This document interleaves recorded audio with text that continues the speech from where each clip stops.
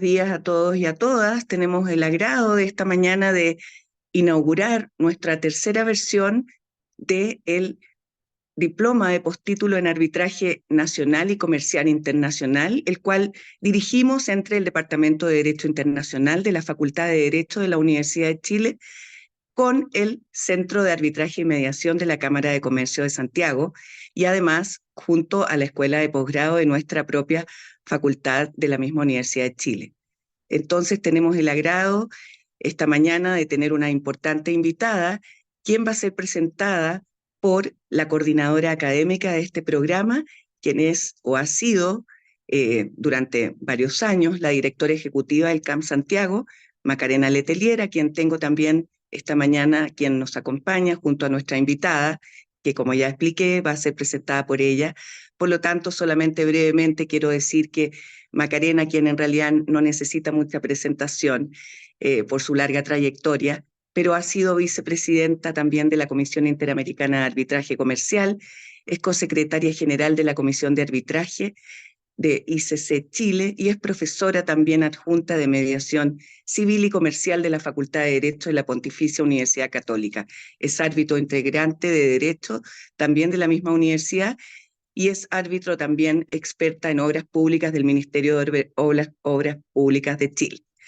Por lo tanto, Macarena, sin más, que sé que querías una breve introducción, pues tengo el gusto y el honor de darte la palabra para que tú puedas presentar a nuestra invitada Dialá Jiménez esta mañana. Dialá, también solamente brevemente quiero darte la bienvenida, ya que has sido de esta casa, has trabajado muchos años para el Departamento de Derecho Internacional de la Facultad y los alumnos y los colegas te recuerdan siempre con mucho cariño, como ya te lo dije de manera privada también. Muchas gracias a ambas y ahora cedo la palabra. Gracias a todos ustedes. Muchas gracias, profesora Ana María Maure, también coordinadora de este diplomado. Muy buenos días a quienes nos acompañan, sobre todo a nuestra invitada internacional, Diala Jiménez. También aprovecho de saludar a la directora del CAM Santiago, Jimena Vial, y agradecer a los equipos que están tras la organización, no solo de esta charla que tendremos hoy, sino que también de todo el diplomado, de la gestión, de las clases, de la difusión, y que hacen posible que muchos de ustedes puedan aprender y formarse en esta maravillosa parte del derecho y de la resolución de los conflictos que es el arbitraje doméstico e internacional. Y sin más, voy a presentar a nuestra invitada, quien dará una charla magistral. Diala Jiménez, profesora, es árbitro internacional, es socia fundadora de J Arbitraje. Ella es ex ministra de Comercio Exterior de la República de Costa Rica, también árbitro y conciliadora nombrada por la República de Costa Rica hasta el CIADI, integrante de la Junta Directiva del Consejo Internacional para el Arbitraje Comercial ICA, y durante varios años fue profesora de pre y posgrado en la Universidad de Chile. Así que miren las coincidencias de la vida, para nosotras no solo es una tremenda experta internacional, sino que es alguien de la casa. Así que, profesora Jiménez, de usted el podium desde ahora. Muchas gracias. Muchas gracias. Primero quiero hacer un saludo al decano de la Facultad de Derecho, profesor Pablo Ruiz Tagle, también al director de la Escuela de Posgrado, el profesor Gonzalo Berríos, el director del Departamento de Derecho Internacional, el profesor Luis Valentín Ferrada, y sobre todo, más importante, las coordinadoras académicas del diplomado, las profesoras Macarena Letelier y Ana María Moure. Todos los integrantes, además de los equipos del CAM Santiago y de la Facultad de la Universidad de Chile, también a ellos los quiero saludar. Por supuesto, a los estimados colegas y alumnos que nos están escuchando y a todas las señoras y los señores invitados. Para mí es un privilegio, pero también motivo de gran emoción que no puedo esconder, impartir la primera clase magistral de la tercera edición del Diploma de Postítulo en Arbitraje Nacional y Comercial Internacional de la Universidad de Chile en conjunto con la Oficina de Estudios y de Relaciones Internacionales del CAM Santiago. Quiero reiterar mi agradecimiento a todos por su presencia. Se me ha invitado a presentar qué considero yo que son las tendencias emergentes y los desafíos actuales en el arbitraje comercial internacional. Para facilitar esta tarea tan ambiciosa, quiero compartirles que lo que hice fue imaginar que el doctor Robert Briner, quien fuera presidente de la Corte Internacional de Arbitraje de la Cámara de Comercio Internacional entre 1997 y 2006, cuando yo daba mis primeros pasos en la profesión, se despertaba de su eterno sueño y concretamente imaginé qué le llamaría más la atención del nuevo arbitraje internacional 15 años después de su partida de este mundo. Y pues compuse eso que yo pensaba que él imaginaría en esta charla, escogiendo 3 de los temas de actualidad en el arbitraje internacional que considero se presentan a la vez como tendencias y como desafíos. El primero es el uso y el impacto de la tecnología. El segundo es la relación evolutiva, si se quiere, entre el Estado y el arbitraje internacional.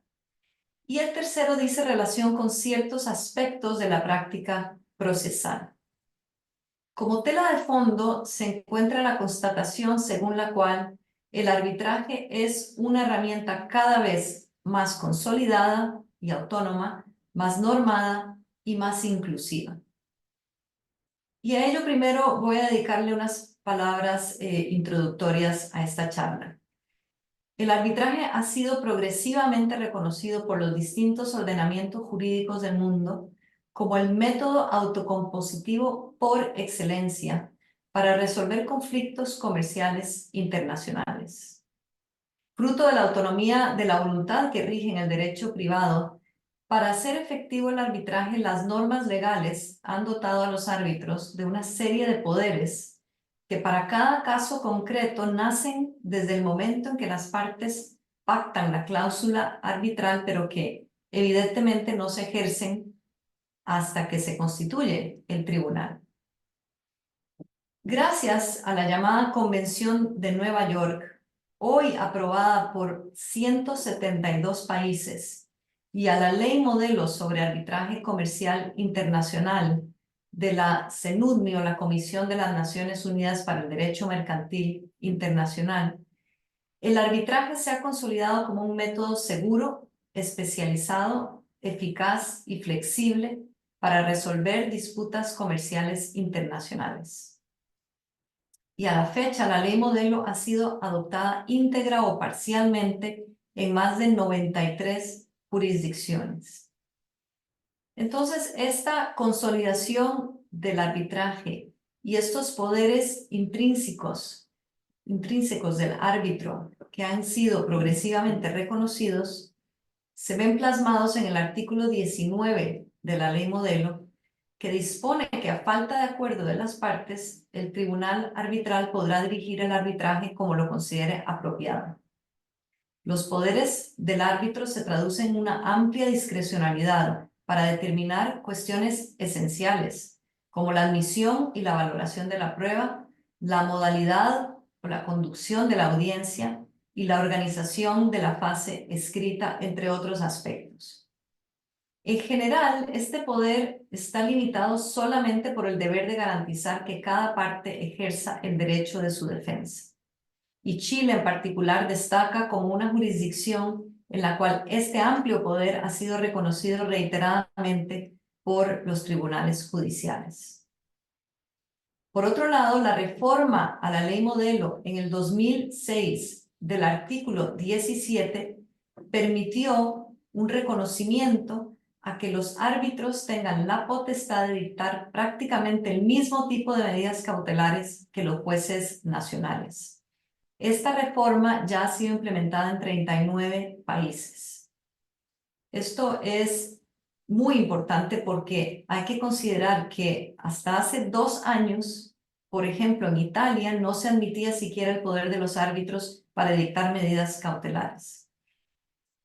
En el otro extremo está el Perú, donde se le da el poder de ejecutar las medidas cautelares a los árbitros.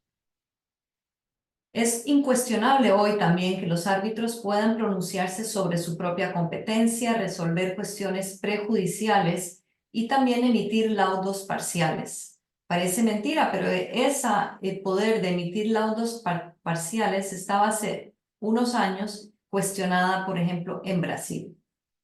Y por último, además de definir las normas jurídicas aplicables ante la falta de acuerdo de las partes, en la parte sustantiva el tribunal arbitral goza de libertad para decidir las cuestiones que se le someten, siempre y cuando de nuevo se respete el debido proceso, y en general siempre y cuando exprese los motivos de sus decisiones. Son pocos o ningún caso que yo conozca, por lo menos en que las partes aceptan dispensar de la motivación de los laudos.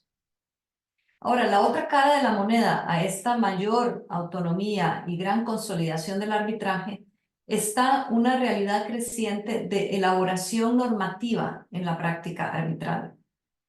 A pesar de que los jueces reconocen las amplias facultades que las normas legales y los reglamentos de los centros le otorgan a los árbitros, las organizaciones de arbitraje internacional como la International Bar Association o la IBA y la propia CENUDMI han elaborado y siguen elaborando normativa en distintas áreas del quehacer arbitral, como por ejemplo la práctica de la prueba, los conflictos de interés de los árbitros o la conducta de los representantes de las partes. Se presenta el desafío entonces para los participantes del arbitraje de mantenerse al día con esta normativa. Y para el sistema se presenta el riesgo que en lugar de la armonización se genera una complejidad innecesaria en la práctica arbitral. De hecho, yo pienso que es importante que no confundamos el propósito de armonizar normas para que el sistema brinde certeza a los operadores con el afán de uniformar las prácticas a tal punto que pueda llevarnos al extremo de ponerle una camisa de fuerza al arbitraje. Ese equilibrio que tenemos que encontrar en el sistema de arbitraje tan autorregulado es importante tenerlo en mente. Por último, a modo de introducción, me voy a referir a la inclusión o la inclusividad en el arbitraje. Es una meta importante que se está alcanzando. Hay una encuesta que voy a mencionar a menudo en esta charla, que es la encuesta que realiza la Universidad Queen Mary con el estudio de abogados White & Case sobre arbitraje internacional. En el 2021, esta encuesta mostraba que los usuarios opinaron que debería fomentarse las oportunidades para aumentar la visibilidad de árbitros que cumplan con diversas características. Por poner solo un ejemplo, el 36% opinó que se debe fomentar programas de tutoría para profesionales del arbitraje con menos experiencia. Y el 25% consideró que la participación en paneles y en conferencias por parte de profesionales más jóvenes y más diversos es una cuestión importante. Esto es de gran relevancia para los alumnos. Y es una constatación que en los últimos años se ha incrementado notablemente la participación de árbitros de distintas nacionalidades con manejo de idiomas distintos al inglés o francés, que fueron los idiomas tradicionales de la lex mercatoria en el siglo XX y por lo tanto del arbitraje. También se ha fomentado exitosamente la incorporación de las mujeres en la actividad profesional. Voy a repasar brevemente algunas estadísticas para demostrar o ilustrar esta constatación. La Corte Internacional de Arbitraje de la CCI, por ejemplo, se ha mantenido constante como la institución con el mayor número de árbitros nombrados de distintas jurisdicciones.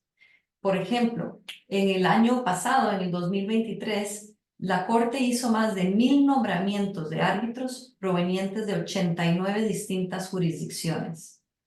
6 años antes, en el 2017, los nombramientos de árbitros que provenían de 85 nacionalidades fueron contabilizados.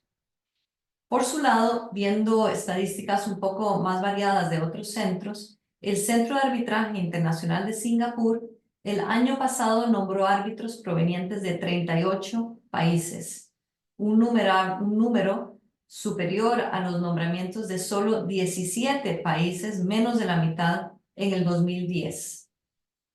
El Centro de la Cámara de Comercio de Estocolmo el año pasado realizó nombramientos de árbitros provenientes de 27 países distintos, mientras que en el 2010 de nuevo fueron en su gran mayoría árbitros europeos.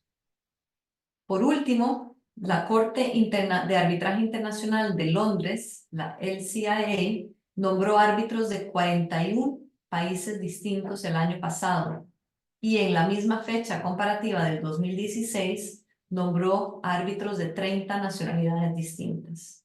Eso es una diferencia enorme en muy poco tiempo.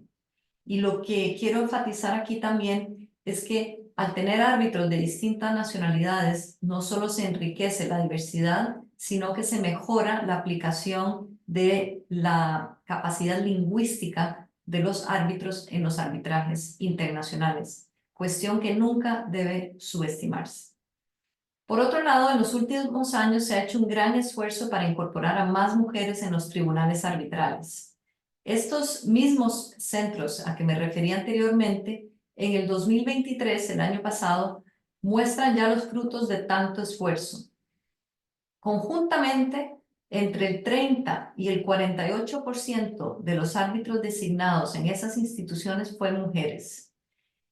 ¿Cuál fue la institución que logró ese 48%? Es decir, casi la mitad de los árbitros mujeres fue la LCIA.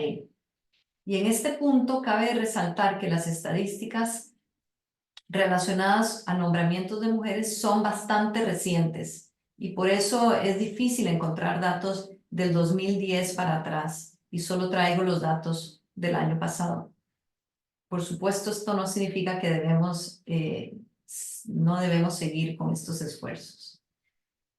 La importancia de todo ello no radica solo en una cuestión de derechos humanos o de inclusión, sino que está demostrado que los tribunales arbitrales, como cualquier cuerpo colegiado de toma de decisión, son más efectivos si son integrados por personas de edades, género, experiencias y perspectivas distintas.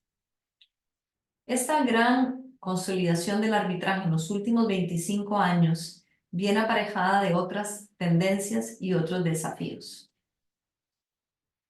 El primero que quiero comentar en esta charla, como mencioné, es la tendencia de la aplicación tecnológica en el arbitraje comercial internacional.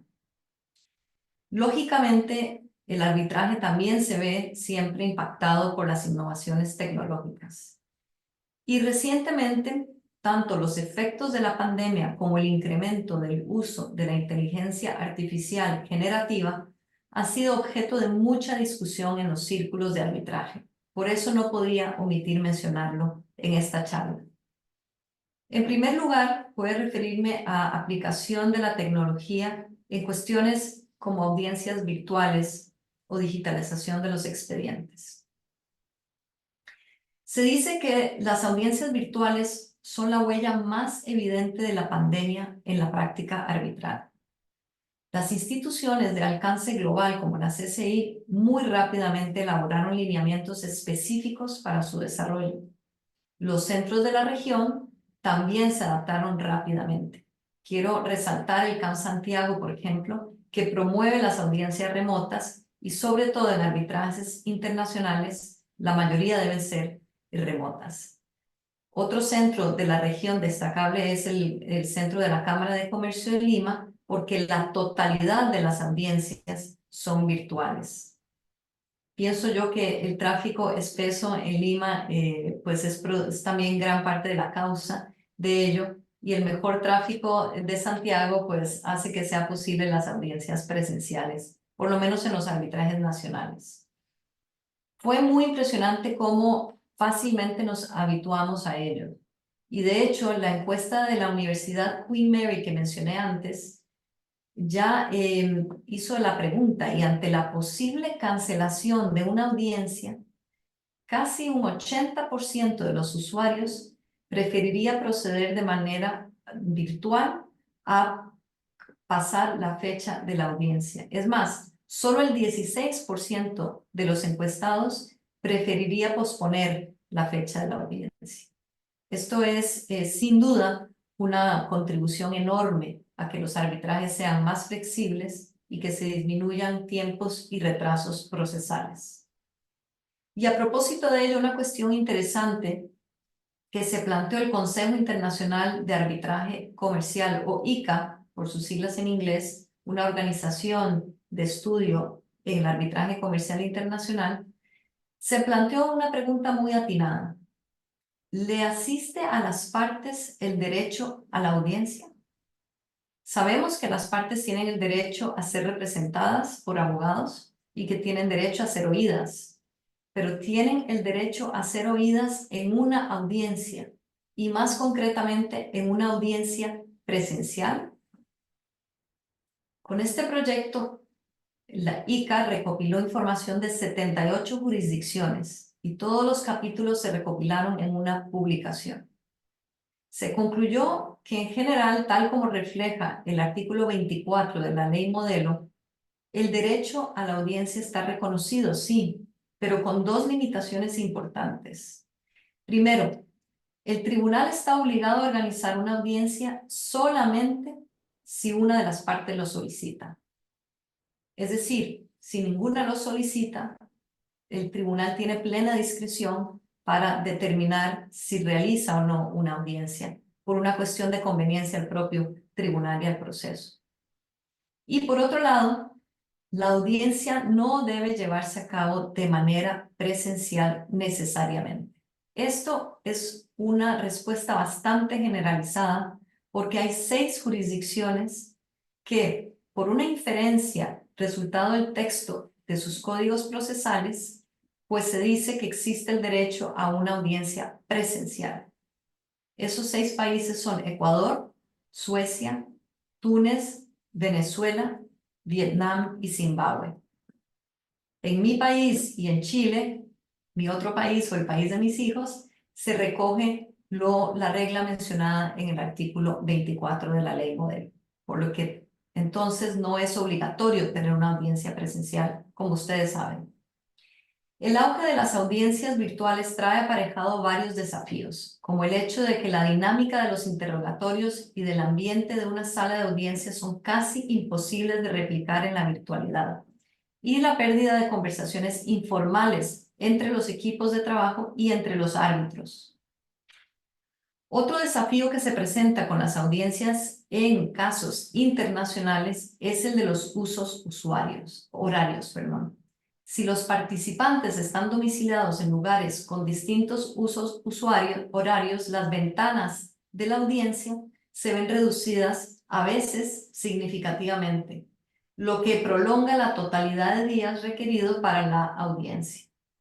Una solución que se presenta a veces es que los miembros del tribunal arbitral viajen a un solo sitio para reducir las bandas horarias y permitirles tener un espacio para realizar las deliberaciones informales como formales. Hay que subrayar que en muchos casos los árbitros son designados sin que necesariamente ellos se conozcan entre sí. En ocasiones me ha tocado compartir este órgano colegiado con personas a quienes no conocía, a veces ni de nombre. Por lo tanto, no deja de ser muy importante ese espacio de colegialidad y casi que de sociabilidad que se genera en las audiencias presenciales. Para terminar con el tema de la audiencia virtual, otro desafío que se presentó al inicio fue la capacidad de ofrecer servicios de transcripciones y de traducciones, e incluso algo muy banal en apariencia, pero sumamente estratégico, y es la falta de los salones privados o la exposición de algunos riesgos de ciberseguridad o que el perito o el testigo que iba a ser interrogado estuviese acompañado de alguna persona o con comunicación con alguna persona. Todos estos retos fueron rápidamente asumidos con la tecnología disponible. Y además, por ejemplo, en el caso de ciberseguridad, se fueron desarrollando protocolos. Hay un protocolo interesante del ICA que desarrolló con la barra de abogados de Nueva York sobre ciberseguridad en arbitraje internacional. Y parecido a lo que ocurrió con la digitalización de los expedientes, la aplicación de esta tecnología en el arbitraje internacional sin duda ha contribuido enormemente a disminuir los costos, pero también a reducir el impacto en el calentamiento global. El segundo aspecto relacionado con la tecnología que me gustaría mencionar y que anuncié al principio es la inteligencia artificial generativa aplicada en dos áreas específicas: la constitución del tribunal arbitral, por un lado, y el apoyo del trabajo de los árbitros. Junto con la sede del arbitraje, yo diría que la selección de los árbitros es la decisión más importante en un caso de arbitraje. Los árbitros tienen un impacto directo en la calidad del proceso y en su resultado final, por supuesto. Por lo tanto, su nombramiento es clave para el feliz desenlace de un arbitraje. ¿Qué quiere decir feliz desenlace? Bueno, que el arbitraje culmina en un laudo que se pueda ejecutar con relativa facilidad y después de un proceso que se desarrolló sin mayores retrasos causados por abusos de alguna parte o las dos, o por errores o atropellos del tribunal arbitral. Por algo sigue siendo válido el refrán: el arbitraje vale lo que vale el árbitro y la árbitro hoy en día. Tanto la Convención de Nueva York como la Ley Modelo reconocen que las partes tienen libertad para abordar el procedimiento de la constitución del tribunal arbitral, limitados por los requisitos de independencia e imparcialidad, sobre todo los que no son renunciables, y el número impar de su integración. En virtud de lo anterior, surgen varias preguntas. La primera: ¿podría el nombramiento del tribunal ser realizado por un modelo de inteligencia artificial generativa? En ausencia de un acuerdo específico entre las partes, las normas legales de la sede del arbitraje son relevantes, y si el acuerdo arbitral remite a un centro de arbitraje, las normas institucionales deberán aplicarse al nombramiento o la constitución del tribunal arbitral. Y en general, ninguna norma establece expresamente que la libertad de las partes esté supeditada a que sean ellas mismas quienes identifiquen o designen a los integrantes de un tribunal arbitral. Potencialmente, entonces, se podría disminuir el riesgo de conflictos de interés y aumentar la precisión sobre la capacidad, la disponibilidad del árbitro y hasta cómo va a decidir esa persona si se usa la inteligencia artificial generativa. ¿Acaso esa no es una ventaja de poder designar a los árbitros? No hay duda incluso que la IA generativa tiene el potencial de mejorar este proceso, porque puede analizar grandes volúmenes de datos para afinar la selección de los árbitros, y por lo tanto podría ayudar a las partes sintetizando datos relativos a las decisiones anteriores, a las tendencias y a la experiencia de las personas.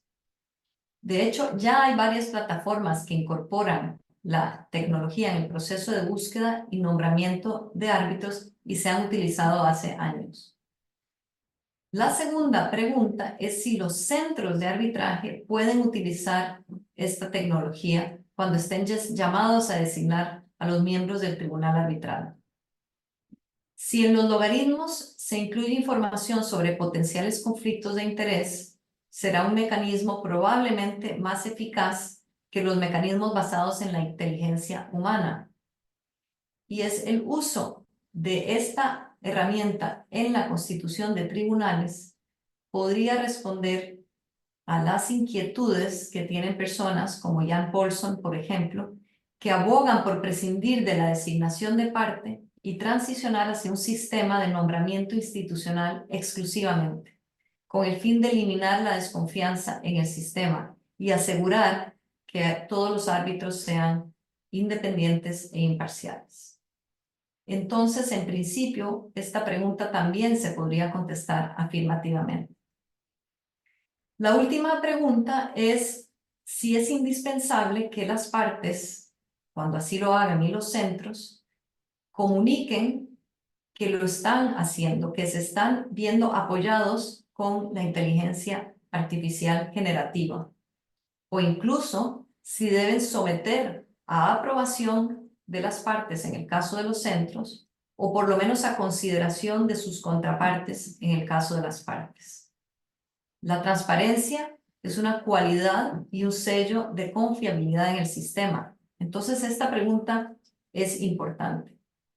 Y me pregunto yo, si es importante comunicar o pedir incluso el consenso de las partes, ¿podría alguna válidamente oponerse al uso de IA generativa y con qué fundamento? Por otro lado, la aplicación de esta herramienta o esta tecnología también podría asistir en tareas básicas en tiempo récord y a un costo mínimo, no solo a los equipos de abogados y a los peritos, sino también a los árbitros.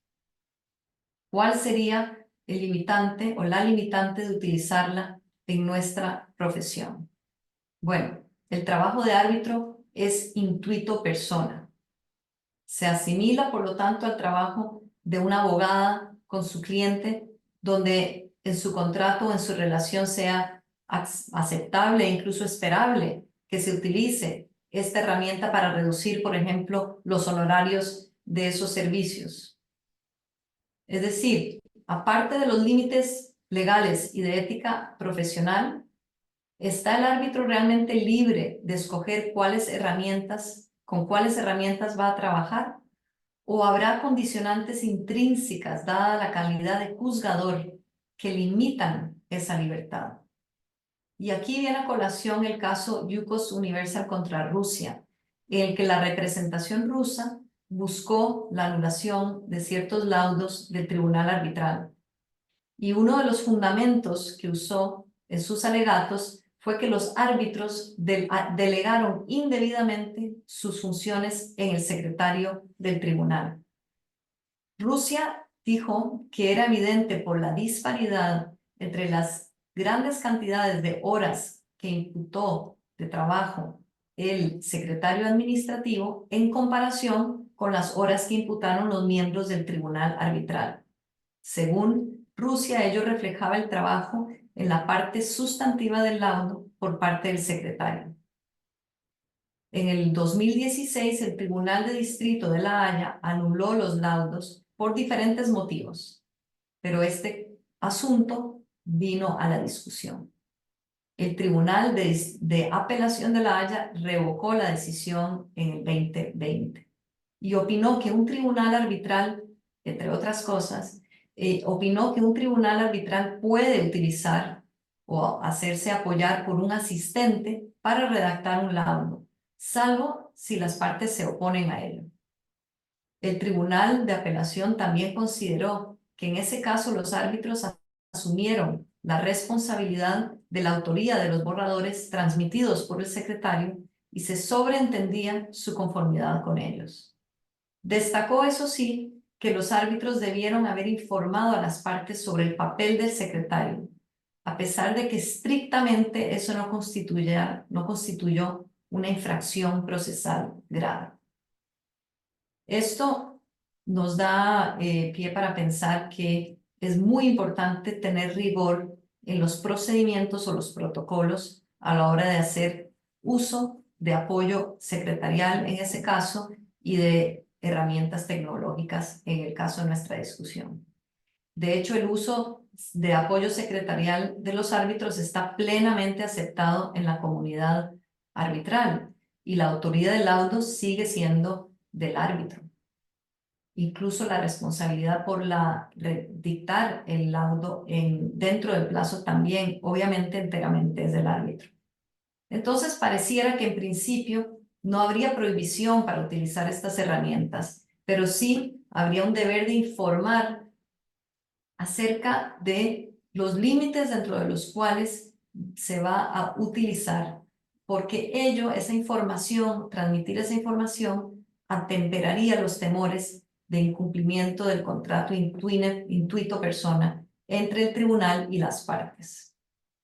El Centro de Arbitraje y Mediación de Silicon Valley emitió una guía para el uso de la inteligencia artificial en el arbitraje e incluye esta obligación en su 6ª regla, que voy a leer por considerar que puede ser de interés para ustedes. Un árbitro no delegará ninguna parte de su mandato personal en ninguna herramienta de IA. Ese principio aplicará especialmente al proceso de toma de decisiones del árbitro. El uso de herramientas de IA por parte de los árbitros no sustituirá su análisis independiente de los hechos, el derecho y las pruebas. Valdría la pena copiar esta frase adaptándola a los términos de referencia, al acta de constitución o a las órdenes procesales de los distintos casos. Ahora, cabe preguntarse, ¿qué pasa? ¿Qué ocurriría si las partes de común acuerdo se oponen a la regla de revelar el uso o a la regla de la necesidad de comunicar su uso? O incluso, ¿qué sucede si árbitros en un tribunal deciden aplicarlo, pero no lo informan a las partes? Bueno, la cuestión aquí se traduce a la casuística, es decir, ¿cuáles son los riesgos que un árbitro determinado o un árbitro decide asumir al apoyarse en la IA generativa?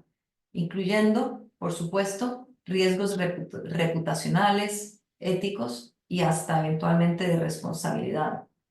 Existe, de hecho, el riesgo, como ustedes saben, que la inteligencia artificial generativa prepare productos con errores falsos e imprecisos. Y justamente si se presenta esa situación en el caso donde no se ha revelado, pues esa omisión podría presumiblemente conllevar faltas éticas o negligencia con las sanciones correspondientes. Como se puede apreciar, los desarrollos tecnológicos vienen aparejados, como es usual, de aspectos éticos y también de elaboración de protocolos y guías. Antes de pasar al tercer tema, quería compartir con ustedes pues una reflexión sobre cuál puede ser la relación entre la tecnología y la inclusión o la integración de ciertos grupos económicos o compañías más pequeñas o provenientes de geografías periferales en el arbitraje internacional. Cabe preguntarse si la implementación de la tecnología como la inteligencia artificial generativa en el arbitraje es un elemento de inclusión democratizador del arbitraje o si por el contrario tiene el potencial de ser un elemento generador más bien de mayor brecha entre los distintos participantes del arbitraje, es decir, entre las firmas de abogados o las firmas de peritos que tienen capacidad económica de tener acceso a las mejores tecnologías o entre los árbitros o las propias compañías y entidades estatales o los propios estados, unos con mayor acceso a tecnología sofisticada que otros.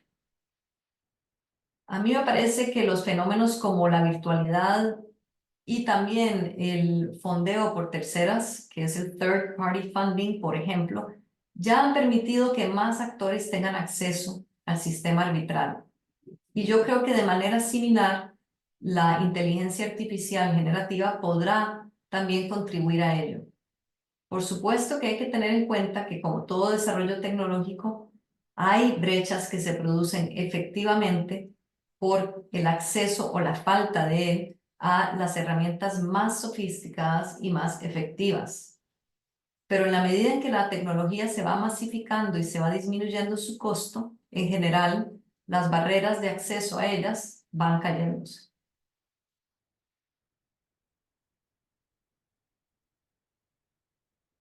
La segunda tendencia y desafío que identifiqué tiene que ver o dice relación con la relación entre los estados y el arbitraje internacional. Y esta relación en los últimos años o décadas ha cambiado desde dos perspectivas. La primera es el Estado en cuanto a política pública favorable al arbitraje. Y la segunda en cuanto a la participación en sí del Estado y las entidades estatales en los casos de arbitraje. En lo primero, El apoyo a la Convención de Nueva York sigue creciendo. Esto ya lo comenté, pero también se ve traducido en las decisiones judiciales cada vez más armoniosas y más sólidas, favoreciendo la libertad de conducir el proceso de los árbitros y la libertad de decisión sobre los laudos. Y este apoyo a la Convención de Nueva York y aplicación armónica de su contenido es en gran medida la causa de la consolidación del arbitraje como método predilecto de los usuarios para resolver conflictos privados transnacionales. Esto fue también constatado en esa encuesta que les mencionaba de Queen Mary. Si en el año 2000 menos de 130 países eran signatarios de la Convención de Nueva York, hoy lo son más de 170, como lo mencioné. Y es muy probable, si no constatado, que esa suerte de espada de Damocles que cuelga sobre el deudor de un laudo sea la razón por la cual sigue siendo estimado que cerca de un 90% de los laudos arbitrales internacionales se cumplen voluntariamente.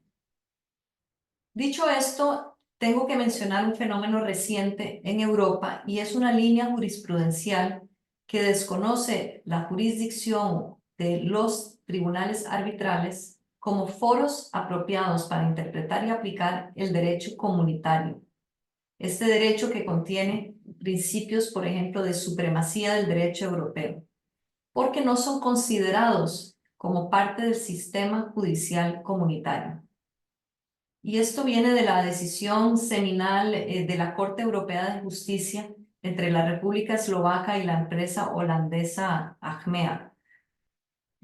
Y de ahí varias otras decisiones. Y ha sido objeto de grandes controversias y decisiones arbitrales contrarias en alguna medida, no todas, a las decisiones judiciales europeas.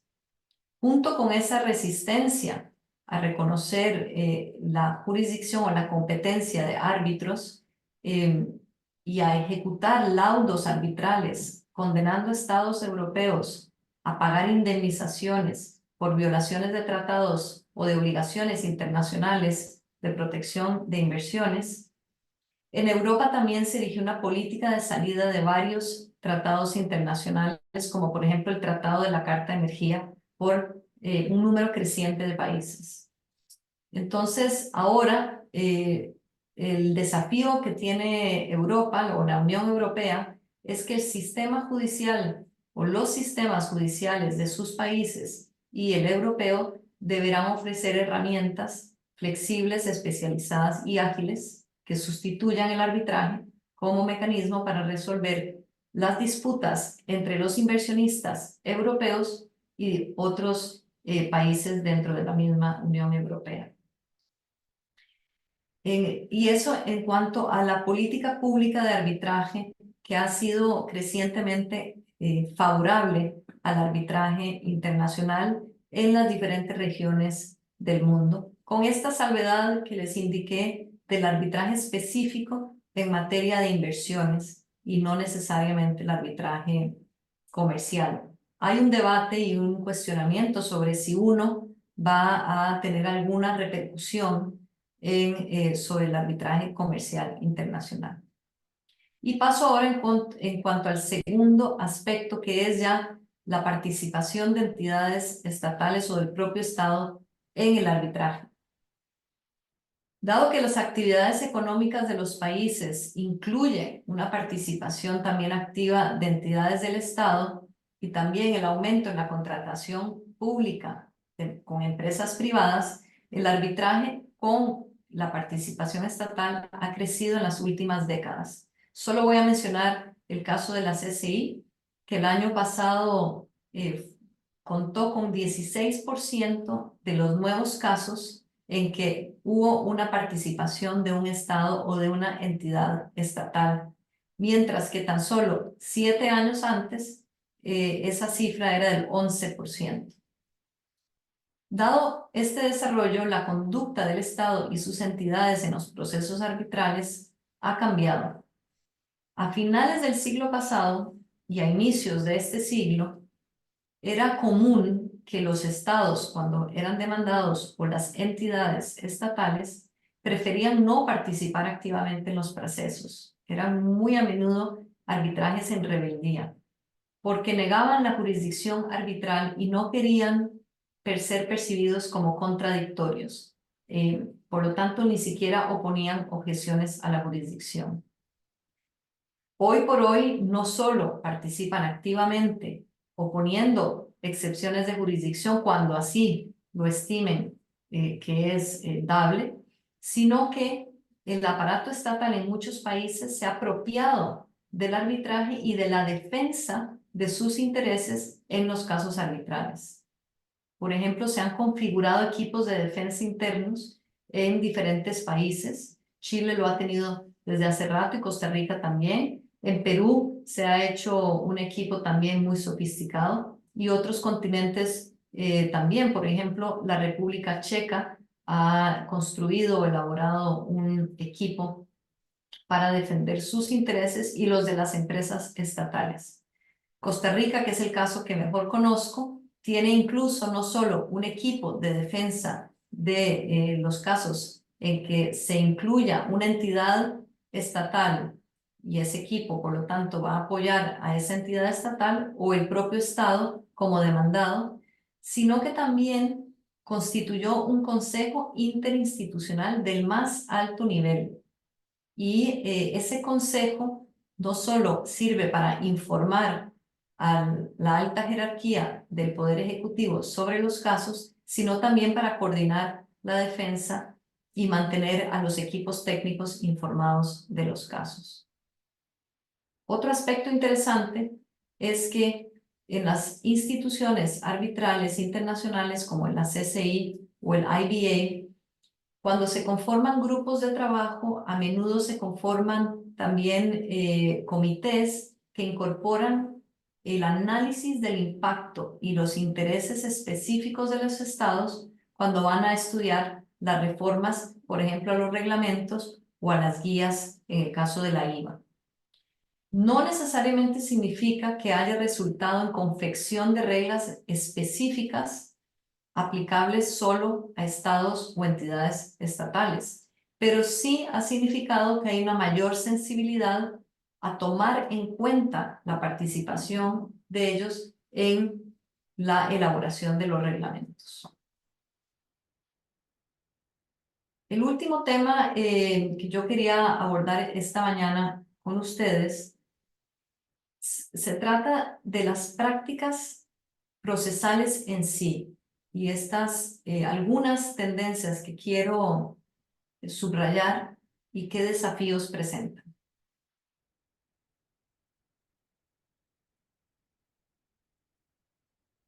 Por un lado, voy a abordar el ámbito de lo ético o el deber de revelación.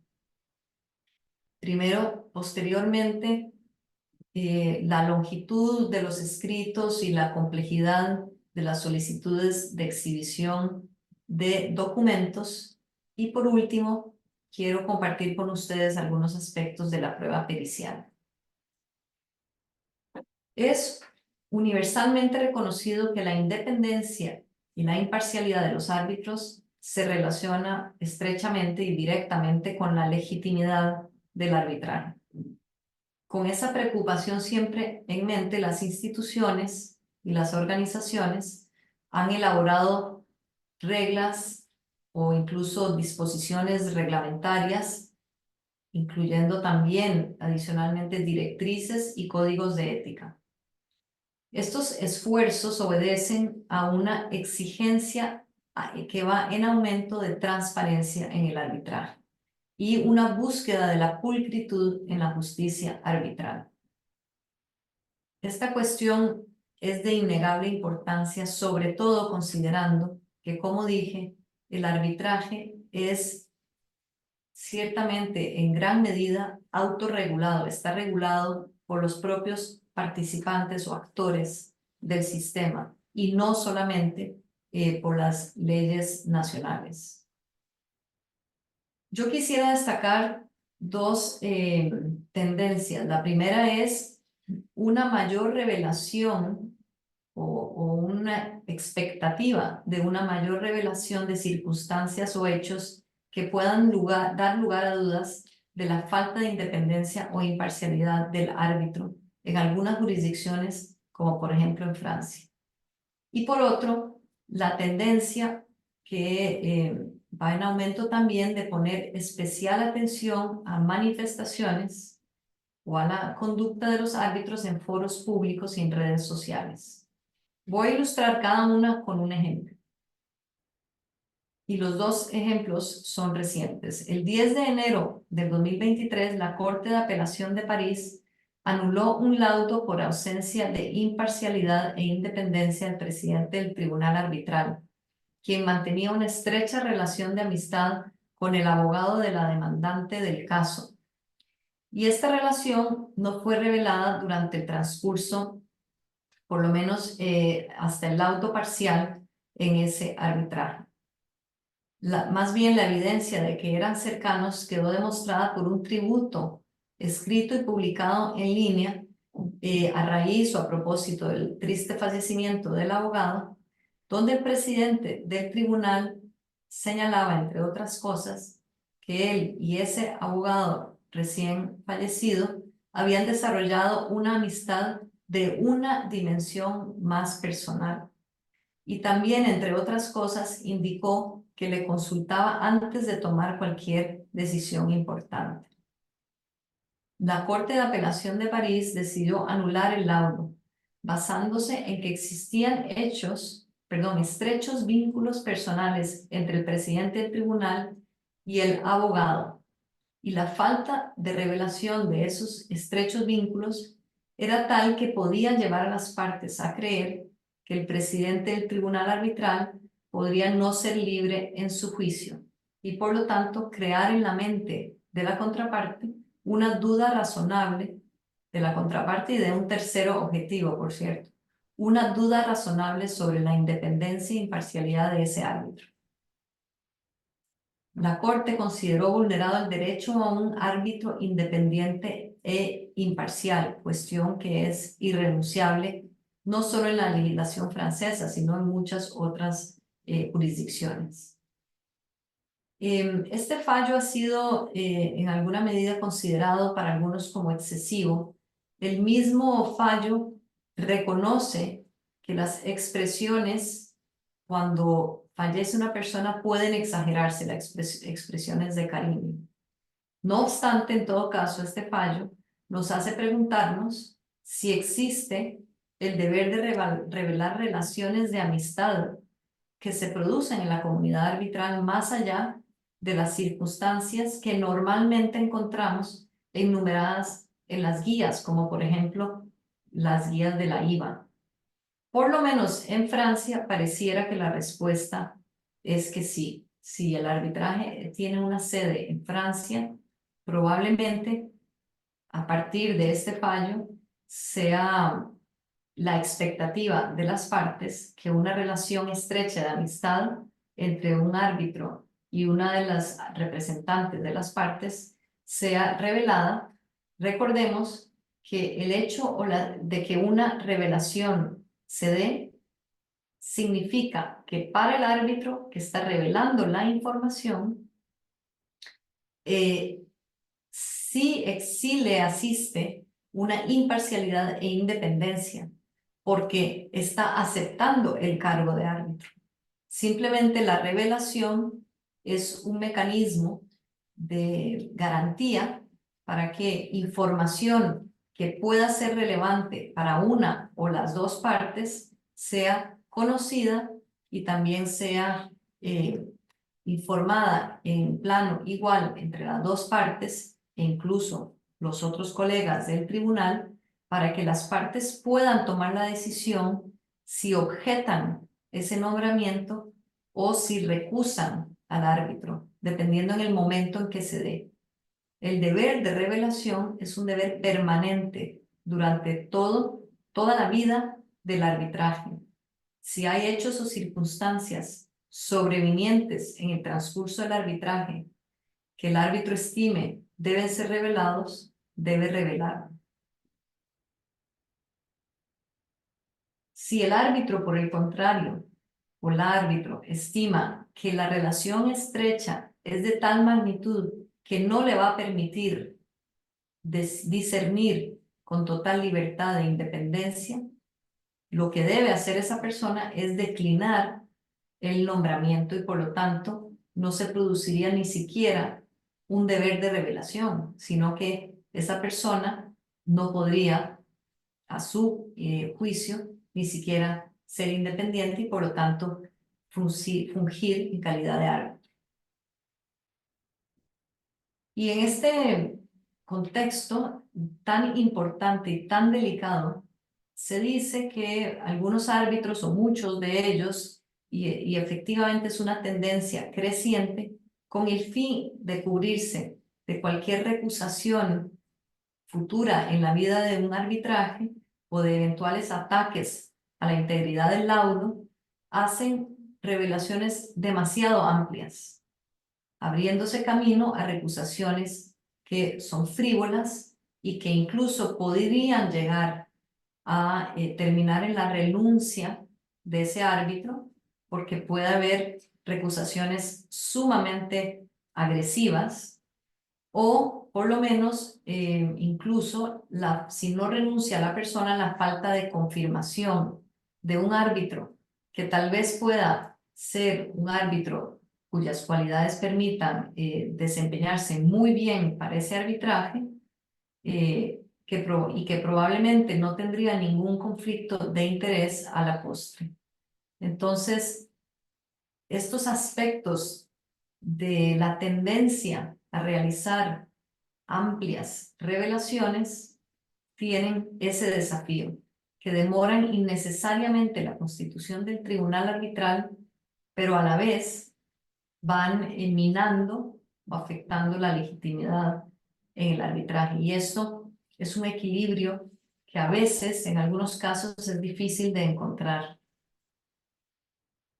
Por ejemplo, en casos en que los arbitrajes son sumamente complejos, muy importantes, y en el que participan ya sea compañías, entidades estatales o abogados de las partes de estudios de abogados sumamente grandes, que por la mera participación de todos esos actores, pues causa automáticamente muchos conflictos de interés en personas que podrían ser aptas para llevar el arbitraje y entonces por esa razón se demore tanto encontrando a personas que puedan llevar a cabo esos arbitrajes. Por otro lado, el segundo tema o la tendencia que les quería mencionar y que anuncié es también a propósito de un caso del año pasado. Y esto fue un caso público en el que la CCI, la Corte de Arbitraje de la CCI, acogió una recusación de una parte de Medio Oriente que presentó en contra de un árbitro por comentarios realizados para esa parte con prejuicios en contra de los musulmanes durante una emisión televisiva.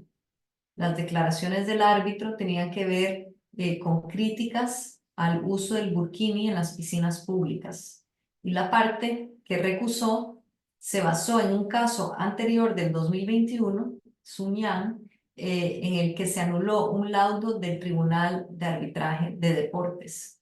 El Tribunal Superior Suizo anuló ese laudo de arbitraje deportivo contra un nadador chino, porque el árbitro en cuestión que había dictado ese laudo había publicado unos tweets despectivos sobre ciudadanos chinos. Y entonces todos estos precedentes reflejan cómo la independencia y la imparcialidad de un árbitro van más allá que vínculos personales con las partes en un arbitraje, también abarcan sesgos que se pueden manifestar públicamente.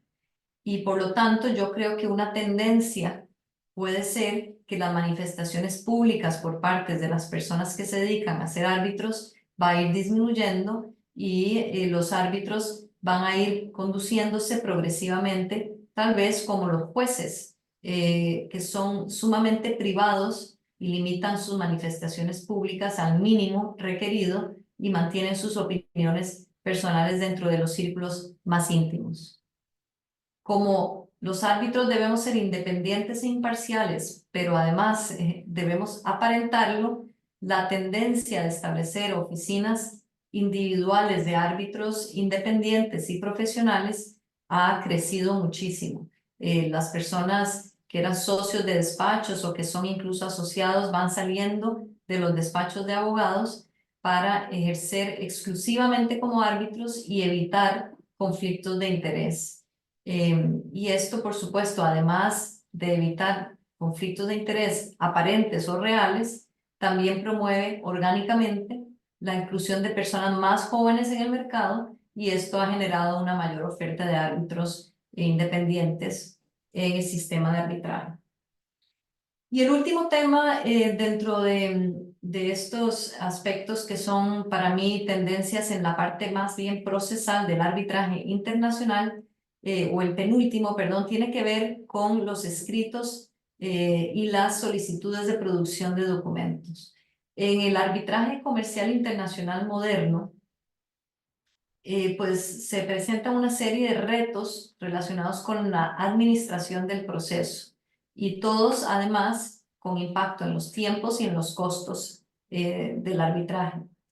Respecto a los plazos, el árbitro o la árbitro debe intentar dirigir el proceso con la mayor celeridad posible, pero muy a menudo tiene poco que hacer cuando las propias partes son quienes requieren mayores plazos, por ejemplo, ya sea para la presentación de los escritos, ya sea mediante solicitudes de bifurcaciones, y por último, como ejemplo, mediante solicitudes de exhibición de documentos sumamente largas. Y ese es un desafío porque la tendencia hoy es incluir una etapa prácticamente ya de formato obligatorio en los arbitrajes que se dedica a la exhibición de documentos. Y es una práctica que tiene su origen en el common law. Consiste en una técnica probatoria que las partes tienen obligación de exhibir documentos que se les soliciten, que la otra parte solicite, u otro tipo de pruebas, pero en general al arbitraje se ha importado solo la parte de documentos, y que tienen que tener en su poder y que sean relevantes para el caso, independientemente de si les son o no favorables. Ante una resistencia o una objeción de esas solicitudes, el tribunal puede de todas maneras ordenar la producción de esos documentos. Y esta etapa recientemente se ha manifestado en una dimensión mayor que antes, con la consecuente inversión de tiempo importante de los árbitros y el aumento en los costos. Dicho esto, la ventaja que sí tiene esta nueva etapa y tal vez esta tendencia, que no sé si Macarena quisiera comentar algo, es que los árbitros se ven obligados a conocer el expediente en una etapa muy temprana del arbitraje. Y eso a mí sí me parece que contribuye a un mejor manejo del caso. ¿Quieres comentar tal vez, Macarena? No, estoy aquí atentamente escuchando y viendo cómo nos llegan preguntas, pero terminemos de hablar y ahí Ya. vamos ya con preguntas y respuestas y comentarios. Gracias.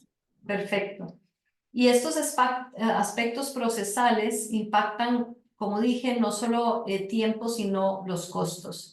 Y las instituciones, como el Centro del CAM, por ejemplo, intentan regular y ajustar las tasas administrativas y los honorarios de los árbitros. Pero tenemos que tener en cuenta que el mayor porcentaje de los costos en un caso se vincula a los honorarios de los abogados y de los expertos. Ahora, ¿cómo hacer que los arbitrajes vuelvan a ser más flexibles? Bueno, se ha hablado la necesidad de limitar el número de páginas de los escritos, acotar la solicitud de exhibición de documentos. El árbitro Juan Fernández Armesto tiene su propio protocolo, por ejemplo, pero en todo caso, el desafío que tienen los árbitros es que, salvo por ejemplo, en algunos reglamentos como el de la CCI, no hay una obligación dentro de la ley modelo para que el árbitro y las partes conduzcan el arbitraje de manera eficiente. Y eso a veces es un desafío en arbitrajes que no tienen un reglamento con esa obligación. En todo caso, me parece que el margen de maniobra de un árbitro siempre está acotado al universo de su propio caso. Si las partes piden más plazo, hay que dárselos si hay un acuerdo entre ellas, porque ellas conocen mucho mejor que el árbitro toda la dimensión o el universo completo de su controversia. Yo tiendo a pensar que lo que vemos nosotros es la punta del iceberg. Entonces, no podemos sobreadministrar los casos en algunas ocasiones. Y ya para terminar, la prueba pericial me parece a mí que es una tendencia a que los peritos, mediante sus informes, incrementalmente van también contribuyendo y alegando a veces aspectos contractuales que normalmente se dejarían a los abogados de los casos. Y hay una crítica, de hecho, y el 51% de los encuestados en un estudio de una firma de abogados americanas que se hizo hace poco, piensa que los peritos designados por las partes son abogados disfrazados de peritos, y el 93% consideró que los tribunales arbitrales deben dar un peso muy limitado a las pruebas periciales si incumplen su deber de presentarle al tribunal material independiente. Esta mala percepción de los peritajes o de los peritos puede llegar a ser un problema en la legitimación del arbitraje. A mí me parece que el desafío que se presenta ahí para los árbitros es que, pues, que los árbitros tenemos que conducir o utilizar esa valiosa herramienta que son los peritajes para el beneficio de la solución del caso. Y tenemos nosotros también el deber de estudiar cada vez más los casos para a veces incluso plantear las preguntas apropiadas a los dos equipos de peritos para poder precisamente aprovechar al máximo los peritajes.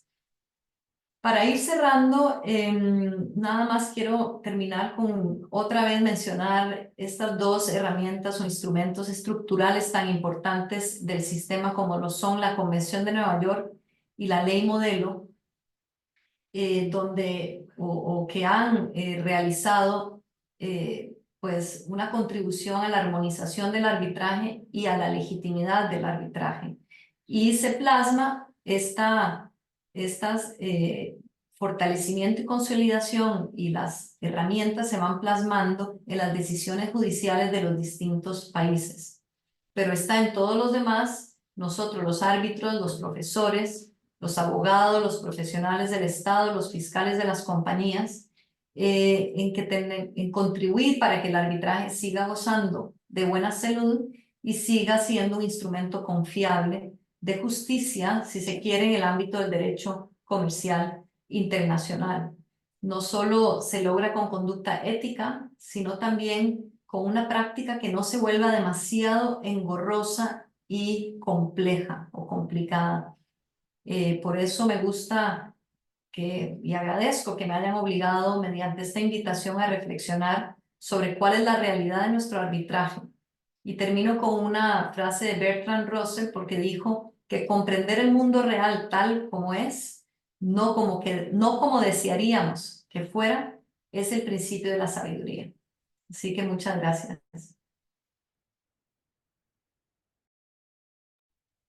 Muchísimas gracias, pues Dialá, has tenido una audiencia muy numerosa y todos han estado hasta el final, así es que estoy muy honrada pues de haberte escuchado tu brillante exposición esta mañana.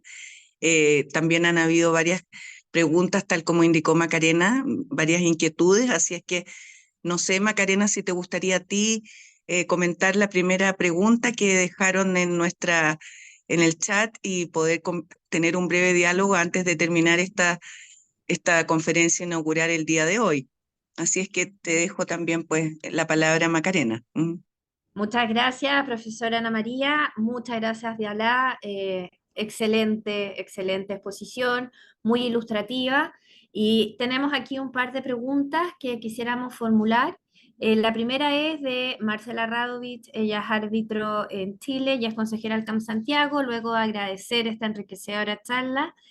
Pregunta que considerando la creciente complejidad de los arbitrajes de construcción y la vasta cantidad de datos aportados en ellos, ¿qué beneficios qué beneficios específicos podría aportar la inteligencia artificial para ayudar a los árbitros a descubrir patrones, tendencias, anomalías no evidentes en la identificación y evaluación de causas, por ejemplo, de retrasos en proyectos de construcción, particularmente la determinación de demoras concurrentes? Que si la profesora Ayala ha escuchado algo, algún estudio, alguna iniciativa de eso. Bueno, un saludo a Marcela Radovich, admirada profesional de Santiago e internacional. Yo quisiera justamente también indicar que en el ámbito de la construcción, y ella lo sabe mejor que yo, es donde probablemente la inteligencia artificial generativa se esté aplicando por parte ya no necesariamente de los árbitros, sino de los ingenieros y de las partes, porque efectivamente, como lo dice Marcela Radovich, tiene incidencias para extraer ese tipo de información. ¿Qué pasa? Primero, no lo he escuchado yo en particular, ni he leído sobre estudios específicos, cosa que no quiere decir que no se haya hecho, sino que me parece a mí que el uso de esas herramientas va a ir creciendo por parte primero de los peritos. Y por lo tanto, si hoy en día hay esas cuestiones se presentan en un arbitraje de construcción que son muy comunes, los árbitros podrían hacer preguntas específicas ex ante, incluso en los términos de referencia o en la orden procesal adecuada, sobre el uso de la inteligencia artificial generativa en los peritajes. Incluso pueden conversarse el uso de estas herramientas en la llamada de organización del tribunal, en la primera llamada de organización de conducción del proceso, para establecer una cancha pareja y decir, miren, si los peritos quieren, pueden utilizar estas herramientas, sería bueno que nos indiquen cuáles están usando, y me imagino que esos protocolos que ya se usan, como el que mencioné, de Silicon Valley, pueden ser de gran utilidad para que todos estén con la misma cancha pareja, similar a cuando se piden, por ejemplo, las hojas de cálculo con las casillas abiertas para ver las fórmulas, por ejemplo. Entonces creo que es una pregunta sumamente atinada y relevante. Muchas gracias. Sí. Estoy viendo a ver si aparecen más, bueno, agradecimientos también, eh, reconocimiento de la calidad de la exposición, querida Diala. Y yo quería preguntarte, porque efectivamente el tema de los conflictos de intereses ya ha generado esto de independizarse árbitros de grandes estudios, esa realidad en Chile también la estamos viendo. Es algo que está en constante evolución. Cada vez tenemos más información respecto a lo que hace o no hace un árbitro, a las relaciones. Eso no significa que antes se haya revelado menos. Yo creo que hoy día hay que tener otros parámetros de ser y parecer porque estamos en un mundo absolutamente en vitrina. Dicho eso, ¿qué opinión tienes tú y cómo se pudiera manejar los conflictos que aparecen durante la tramitación? Porque muchas veces también uno percibe una estrategia de incorporar a alguien en la defensa que haya o trabajado, o tenga un vínculo con el árbitro, y están estas inhabilidades, ¿cierto? Que no se conocieron antes porque no existían. Entonces, ¿qué pasa ahí? Es una manera de muchas veces remover al árbitro, pero es una manera que está siempre en el borde, ¿cierto? Esto es solo un caso que nos contaron una vez, un abogado ya de muchos años y experiencia dijo, me trataron de sacar, no tenían cómo sacarme el caso hasta que me declararon heredero en un testamento de uno de los abogados. Entonces, Yo sé que eso es una caricatura, pero estas inhabilidades sobrevinientes, en definitiva, ¿qué mirada le das tú, Diana? Esa es una excelente pregunta porque de hecho fue objeto de un caso muy sonado hace unos años que, digamos, generó una norma en las reglas de la IVA, en unas guías de la IVA sobre conducta de las partes, de los representantes de las partes, y hoy por hoy en muchas órdenes de procedimiento o actas de emisión se incluye el resguardo que tendrá o la reserva que tiene el tribunal arbitral de opinar e incluso evitar que haya un cambio en la representación de los abogados de las partes si ello puede llevar a un conflicto de interés. Ahora bien, como dices tú, esto es delicado porque la parte tiene un derecho de escoger su representante. Entonces, a mí por suerte no se me ha presentado en la práctica qué pasa si genuinamente una parte necesita o quiere cambiar a su abogado. Por el contrario, el otro extremo, como el que acabas de plantear de ese ejemplo de ese árbitro, ¿qué pasa si hay una cierta evidencia de que es instrumental, verdad? Yo creo que es tan casuístico que esa formulación que se incluye es importante ponerla de una manera bastante, diría yo, conservadora, para que los árbitros tengan una referencia normativa y puedan actuar en la casuística ante cualquier circunstancia que surja y que se junte, creo yo, con otros indicios, otras conductas y otras circunstancias que le permitan a un tribunal legítimamente decir, miren, este cambio en la representación no va a poder darse. Es difícil, pero a mí no me ha ocurrido y yo creo que efectivamente se podría dar en la práctica y se da probablemente. Muchas gracias. Tal Probablemente vez menos eso, sí. perdón, probablemente se den menos de lo que pensamos. A veces estos casos son los extremos, ¿no? Pero igual, bueno, hay que estar preparado para todo. Sí, son extremos y tal vez también hace sentido el trabajar estos códigos de éticas para quienes tramitan ante tribunales arbitrales, porque esto es un todo también. Volvemos a la buena fe en el cumplimiento de la cláusula, etcétera. Y Eh, perdón, Macarena, sí. discúlpame, un tema interesante para ti en particular, los centros. ¿Cuánto pueden inmiscuirse en esto, cierto? O sea, tal vez no es un rol de los centros, pero tal vez puedan ser un filtro. En fin, para ti también es una pregunta muy válida en cuanto a al rol de los centros. Disculpa que te interrumpiera, pero es que ese No, no, actor no, de perfecto. dos instituciones Sí. también puede jugar un rol. Así es, ¿no? Sin lugar a dudas. Aquí tenemos un par de preguntas también, Yala, en relación a cómo fortalecer o tu opinión respecto a la mediación previo antes del arbitraje. Y por otra parte, que tiene también algo que ver, pregunta Jerónimo Carcelén, ¿cómo potenciamos la instancia de la conciliación en los arbitrajes?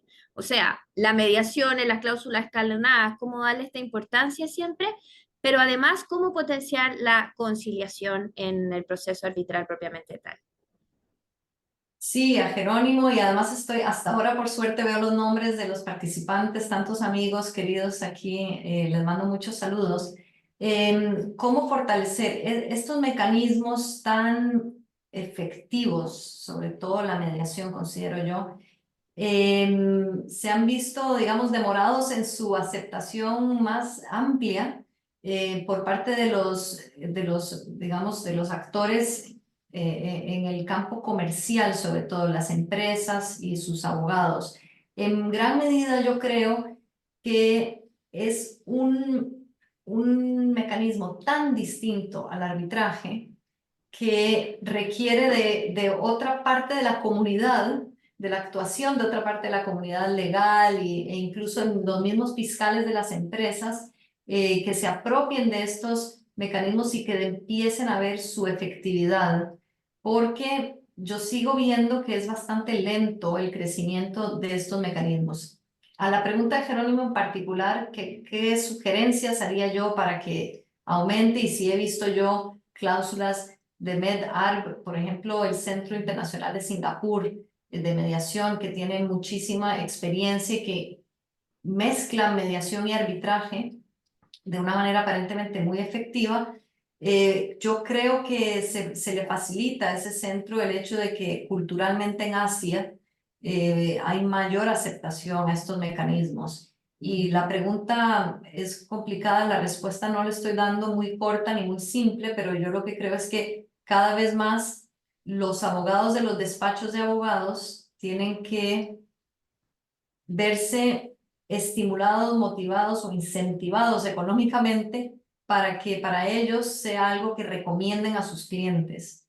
O los mismos fiscales pueden empezar a presionar exigiendo que se incluya esa posibilidad porque creen en ella, o los despachos de los abogados externos van también a estar convencidos e incentivados. Yo creo que podría haber esquemas de honorarios que le den un gran incentivo a los abogados externos para promover este tipo de mecanismos. Lo que pasa es que si no se usan bien, puede ser peor, ¿verdad? Porque si tú no tienes buenos mediadores, se va a empezar a ver como un sistema que solo permite obtener información confidencial y luego para usarlo en el arbitraje y ahí descarrila el propósito tan loable, ¿no? Así es. Muchas gracias aquí, porque yo sé que no estamos un poco pasados en el tiempo. Nos llegan dos preguntas. Pregunta Lina Merimiskaya. ¿Qué opinas de la alternativa del perito nombrado por el tribunal? ¿No será una solución más eficiente en cuanto al costo y también preferible por la independencia? ¿Habría disposición de las partes si el tribunal lo planteara en una etapa temprana? Esa pregunta es excelente. Yo creo que hoy por hoy los abogados y los clientes no van a renunciar a sus peritos, a designar a sus peritos y a traer a sus peritos como parte de sus equipos. Ya esa práctica está muy consolidada. Eso es un costo enorme. Entonces, si los peritos hacen un trabajo bien pulido y el tribunal les ayuda a conducir ese trabajo para que no converjan las opiniones necesariamente, pero para que el marco de referencia del trabajo de los peritos sea similar, para mí ahí hay una también responsabilidad del tribunal para ofrecer ese marco de referencia, plantear esas preguntas a las respuestas que requiere el tribunal. No lo veo tan necesario porque realmente es un costo muy grande. Y porque además en algunas ocasiones puede dar la impresión a las partes que los árbitros prefieren que un tercer perito sea el que decida las cosas técnicas y no ellos. Entonces ahí es un tema delicado. ¿Qué pasa? Y lo estoy viendo en un arbitraje en curso, que hay temas tan técnicos que los peritos de tribunal o el perito de tribunal pueden servir como suerte traductores de esos temas técnicos para ayudar a avanzar el proceso y para ayudar a tomar decisiones muy específicas, obviamente que no van a determinar la cuestión en disputa y que no va a representar una delegación de su responsabilidad, pero que los peritos van a contribuir a que el tribunal arbitral pueda realizar bien su trabajo. Entonces, el grupo de trabajo 2 de la CENUDMI acaba la semana pasada de emitir una cláusula modelo para designación de peritos del tribunal, porque se está viendo no solo que los peritajes, como dije, se convierten casi que en alegatos de partes, sino que también a veces los temas están crecientemente complejos, técnicos y más alejados del conocimiento de los árbitros. Entonces yo creo que en las circunstancias apropiadas, un nombramiento de perito se puede dar por parte del tribunal si se justifica muy bien, obviamente si se aprueba, porque los costos lo van a asumir las partes, y si el tribunal es muy responsable en que tiene una disciplina absoluta de que no va a delegar ninguna responsabilidad de decisión en ese perito. Y yo creo que en eso la confianza que tengan las partes en el tribunal es crucial, es fundamental. Perfecto. Mira, aquí yo sé que nos queda un minuto, segundo. Hay una pregunta de Rodrigo Riquelme que me parece muy interesante. Dice, bueno, nuevamente muy buena tu exposición, Diala. Y en tu experiencia, ¿cómo se puede compatibilizar la cláusula escalonada con el arbitraje de emergencia? En un arbitraje de emergencia, por supuesto, es difícil cumplir con esta etapa previa, atendía la urgencia las medidas que se necesitan, pero por otra parte está pactada. Entonces, ¿cuál es tu mirada, Diala? Bueno, es un tema, me parece interesante, nunca se me ha planteado. creo que, eso es muy casuístico, pero por tal vez aventurándome, el arbitraje de emergencia por su naturaleza debería poder prescindir de algunos pasos previos.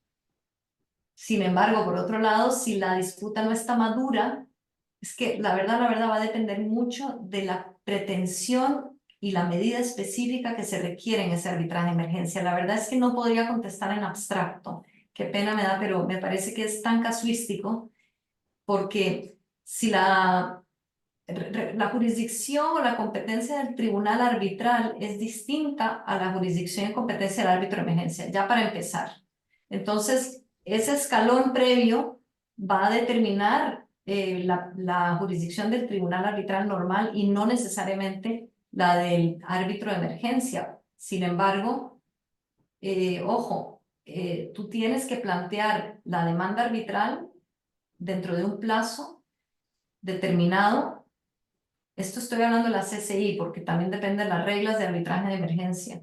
Entonces se puede complicar en la práctica el cumplimiento de las etapas y el cumplimiento de los plazos del arbitraje de emergencia. Puede haber una incompatibilidad simplemente práctica en el cumplimiento de los plazos, no así necesariamente en el cumplimiento de la admisibilidad de la jurisdicción, pero de nuevo, qué pena, no me atrevo a dar una respuesta así en abstracto.